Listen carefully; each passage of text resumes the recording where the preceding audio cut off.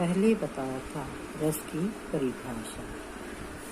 साहित्य में काव्य को पढ़ने, सुनने या उसे देखने पर आधारित अभिनय, जैसे नाटक को देखने पर पाठक या श्रोता को जो आनंद की अनुभूति होती है उसे रस कहते हैं।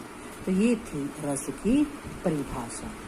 अब आगे कि रस शब्द की व्युत्पत्ति किस से हुई है, तो इसका उत्तर है रस शब्द की व्युत्पत्ति यानी जन्म या उत्पत्ति रसते असो इति रसा से हुई है।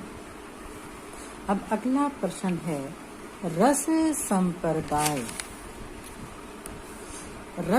संप्रदाय के प्रवर्तक किसे माना जाता है, तो इसका उत्तर है आचार्य भरत मुनि को।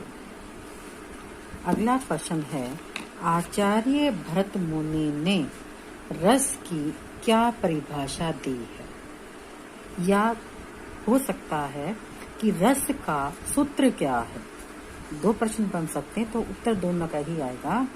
आचार्य भरत मुनि के अनुसार विभावानुभाव व्यभिचारी संयोगा दृ निष्पत्ति, अर्थात विभाव, अनुभाव तथा व्यभिचारी भाव के संयोग से रस की निष्पत्ति अर्थात रस का जन्म होता है।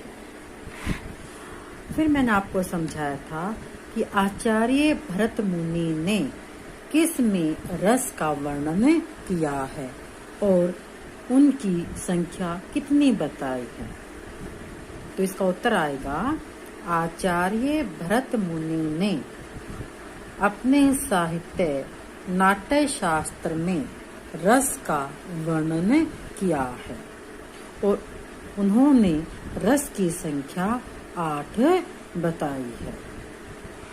तो आचार्य भरत मुनि तो 8 की बताई थी, लेकिन उसके बाद अभिनव गुप्त विश्वनाथ ने रसों की संख्या 9 बताई है, जिसे नव रस कहा जाता है।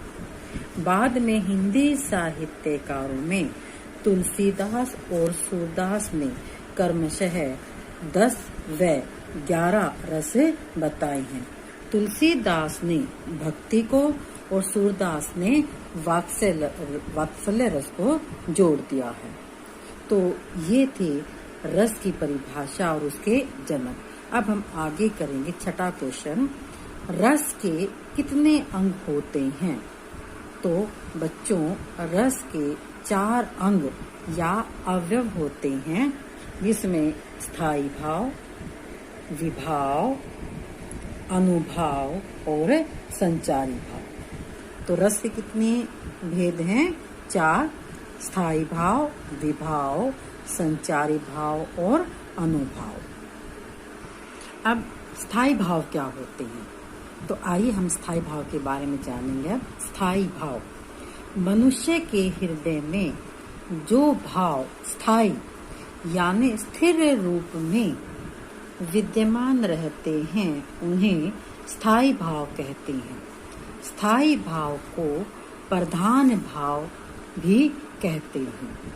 स्थायी भाव मनुष्य के जन्म से लेकर मृत्यु पर्यंत तक रहते हैं, अर्थात जब मनुष्य जन्म लेता है तब से लेकर जब तक वह जीवित रहता है तो स्थायी भाव उसमें विद्यमान रहते हैं।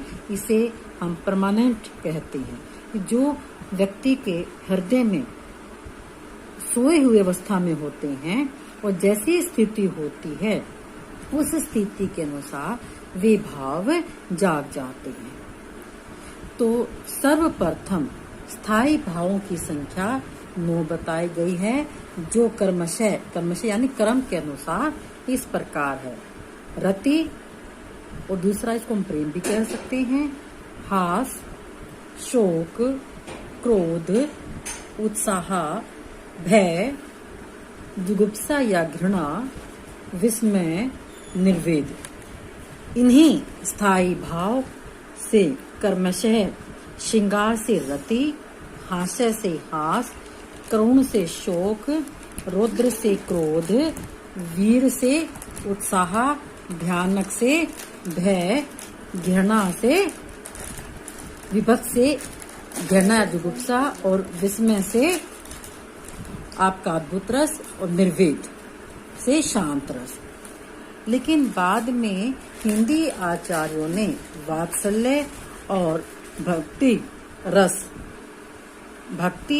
रस को भी रसों की श्रेणी में रखा जा सकता है और इस प्रकार रसों की संख्या वर्तमान काल में कह सकते हैं 11 हो गई। अब दूसरा अंग है विभाव। स्थायी भाव को जागृत करने वाले या जगाने वाले जो कारण होते हैं वो विभाव कहलाते हैं। इसके कारण ही से हृदय में रस की उत्पत्ति होती है, यानी रस का जन्म होता है। कि जो स्थायी भाव होते हैं हमारे, जो स्थायी भाव होते हैं उनको जगाने का मुख्य कारण विभाव होता है। विभाव के 2 प्रकार होते हैं, आलंबन और उद्दीपन। अब है आलंबन विभाव क्या होता है। आलंबन विभाव जिस व्यक्ति या वस्तु के कारण कोई भाव जागृत होता है, यानी किसी व्यक्ति को देखकर या किसी वस्तु को देखकर उसके से ही उसके प्रति आकर्षण के भाव जाग जाते हैं, तो आलंबन यानी अपनी ओर आकर्षित करना। अब है उद्दीपन विभाव। मन के भाव को उद्दीप्त करने वाले यानी उसको जागृत करने वाले विषय, जैसे शारीरिक चेष्टाएं, यानी कि जो शरीर के अंगों के द्वारा किसी को उकसाना, इसे आप उद्दीप्त को उकसाना भी कह सकते हैं। एकांत स्थान यानी कि बिल्कुल अकेला एकांत स्थान, अकेला, जहाँ पर निर्जन कह सकते हैं। अब वहां पर और बाग बगीचा, ये सभी उद्दीपन विषय हैं। अब रस का अगला अंग है अनुभाव। आश्रय की चेष्टा या रस की उत्पत्ति को पुष्ट करने वाले वे भाव जो विभाव के साथ उत्पन्न होते हैं अनुभाव कहलाते हैं। अनुभाव के 4 भेद हैं। कायिक यानी काया अर्थात शारीरिक चेष्टा से प्रकट करना, जैसे इशारों से शरीर के बाहरी अंग जैसे आंख, हाथ, पैर, नाक आदि के द्वारा इशारा करना। दूसरा है अनुभाव वाचिक यानी वाणी के द्वारा बोलकर या शब्दों की सहायता से प्रकट करना। तीसरा है सात्विक, जो हमारे वश या नियंत्रण में नहीं होता, जैसे आंसू, स्वरभंग, कंप, पसीना आदि। अगला है अनुभाव आहार्य यानी बाहरी चेष्टाएं, जैसे वेशभूषा और अलंकारों से प्रकट करना। तो ये थे अनुभाव के 4 भेद, कायिक, वाचिक, सात्विक और आहार्य। अब आगे अंतिम अंग जो है वो है संचारी भाव।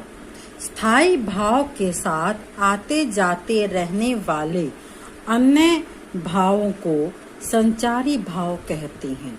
इन्हें व्यभिचारी भाव भी कहते हैं। ये व्यभिचार या संचारी भाव पानी के उस बुलबुले की तरह होते हैं जो जल्दी ही उठ जाता है और फिर बैठ जाता है। ठीक ऐसे ही ये जो संचारी भाव हैं हमारे शरीर में आते जाते रहते हैं। तो जैसा जो भाव होता है उसी भाव के अनुसार ये संचारी भाव हमारे आते जाते रहते हैं।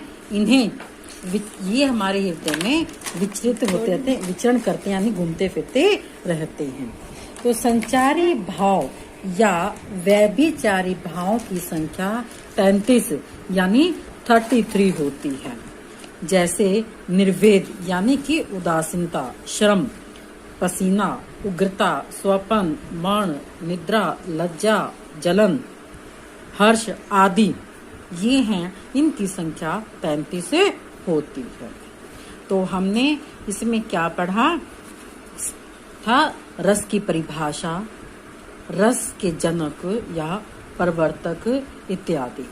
अब है काव्य की आत्मा या प्राण तत्व किसे माना जाता है?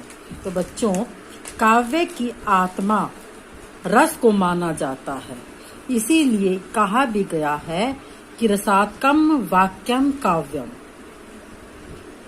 जिस प्रकार व्यक्ति के शरीर में आत्मा होती है, ठीक वैसे ही काव्य की जो आत्मा है वो रस होती है। रस के बिना काव्य निरस होते हैं। हम कह सकते रस के बिना काव्य एक मरा हुआ हो सकता है। धन्यवाद। तो आशा है कि ये रस की परिभाषा, रस के अंग आपको समझ आ गए होंगे। अब अगले वीडियो में हम रस के प्रकार पढ़ेंगे, जिसमें सर्वप्रथम है हमारा श्रृंगार रस।